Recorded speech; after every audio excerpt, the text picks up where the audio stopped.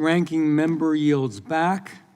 And with that, I believe that Mr. Schmidt, you're going to yield your time. Is that correct? Okay, so Mr. Schmidt is going to yield his time to Mr. Kiley, who's not going to speak quite yet because Mr. Gill is in front of you, but I wanted to make that note. Okay, thank you, Mr. Schmidt. With that, Mr. Gill is next in line from the great state of Texas. Thank you, Mr. Chairman, and thank you for putting this hearing together here and helping us continue to identify waste, fraud, and abuse that we can cut out of our federal budget, particularly abuse that is pushing left-wing pet projects. But before I jump into that, I'd like to address something that one of my colleagues on the other side of the aisle mentioned earlier about gender equity. I find it particularly amusing that the party who doesn't know how many genders there are to begin with has the gall to lecture us about gender equity.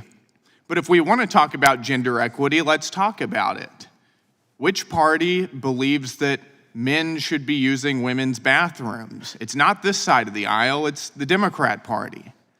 Which party believes that men should be playing in women's sports? It's not this side of the aisle, it's the Democrat Party. Which party believes that our tax dollars should fund transgender surgeries for minors? It's not this side of the aisle, it's that side of the aisle. And those are things that they don't like to talk about because they know how wildly unpopular they are with the American people. But that is the reality, and that's what we are up against right now, is a Democrat Party that is pushing some of the most wild and perverse social programs on the American people.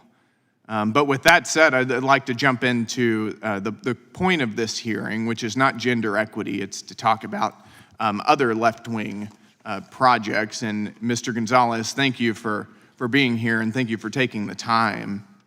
During President Biden's tenure, USAID under Samantha Powers took a particular interest in Hungary. Is that right?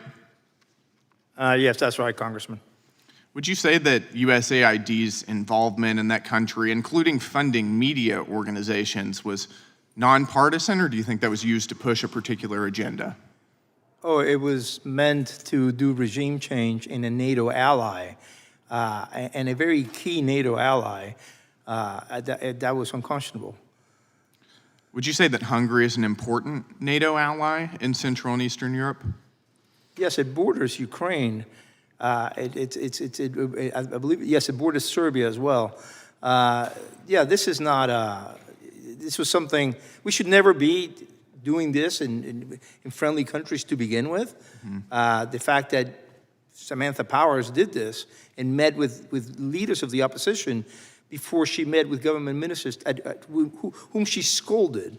And our ambassador, well, I don't want to go into it because I know you have more questions, but. Well, that's where I'm going with this. Why do you think that the Biden administration was so interested in using our tax dollars to funnel monetary support for domestic political opposition in an allied nation in order to harm a democratically elected government? Well, for the same reason it did it in Guatemala and Macedonia with equally pro-U.S. leaders. It just didn't like conservative governments that were trying to do things like fighting for life, fighting for demographic growth in all these countries, disagreed with their foreign policy. All these leaders were also very pro-Israel, pro-Taiwan, in the case of Guatemala. So I think that it was just the Biden administration disagreed with the politics of these countries, even though it went against U.S. interests to disagree with these governments. Right, and that's where I was going as well. Do you think that any of Hungary's domestic policies in question here, whether it's related to woke ideology or identity politics or migration, have any bearing on America's national security interests in the region? It was completely the opposite. It played exactly into Vladimir Putin's hands. It made pro-American Hungarians and Guatemalans or Macedonians question the United States and think of alternatives. It was very misguided.